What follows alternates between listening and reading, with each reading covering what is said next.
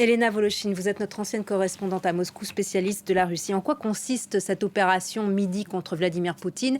Et est-ce que vous savez si cette consigne a été massivement suivie ou pas? Alors évidemment, on se méfie toujours des effets de loupe, mais en tout cas des innombrables images qui parviennent de Russie, de plein de régions différentes, et sur les 11 fuseaux horaires, n'est-ce pas, parce que midi ne tombe pas à la même heure en Russie, on voit quand même cette image de tout d'un coup un attroupement le midi dans les bureaux de vote et sensiblement un électorat plus jeune venu exprimer sa voix.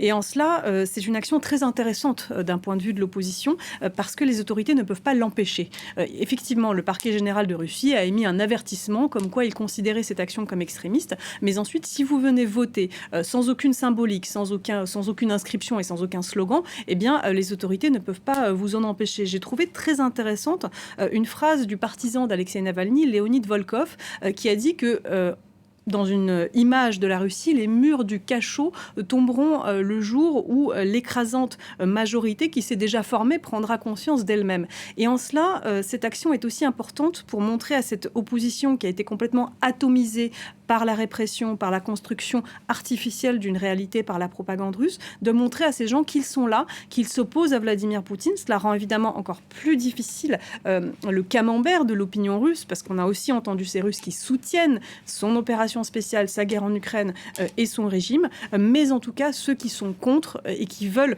marquer cet acte de résistance par ces rassemblements à midi pour aller voter. Ils sont là et ils veulent être ensemble.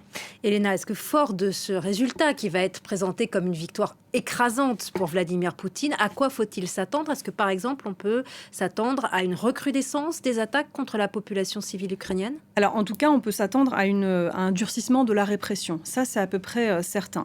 Parce que ne pouvant pas empêcher cette action, par exemple, du midi contre Poutine, on sait quand même qu'il y a un très fort renforcement du dispositif policier, qu'il y a des vidéos qui sont menées et que la répression ne fera que se durcir contre les gens qui s'opposent au régime de Vladimir Poutine.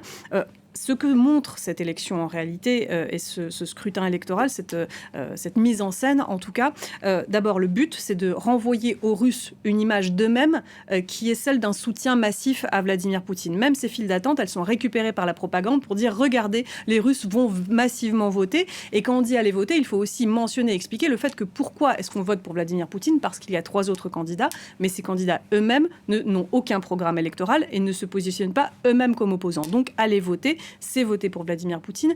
Évidemment, le vote de ces gens ne sera pas pris en compte puisque les chiffres et l'ONG Golos, notamment, qui surveille les élections, l'a déjà démontré, de la participation notamment, ont déjà été fraudés. Il y a des mécanismes et des algorithmes qui permettent de surveiller cela.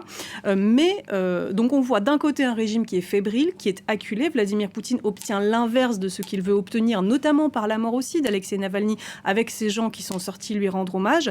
Mais d'un autre côté, ceci faisant seulement que pour se maintenir au pouvoir, le dosage entre l'amour du peuple que veut susciter Vladimir Poutine par la propagande et la répression qu'il est forcé d'employer lorsque cela ne marche pas, cette balance en fait après l'élection risque de se renverser au profit d'un durcissement des répressions. Merci beaucoup Elena Voloshin pour votre analyse.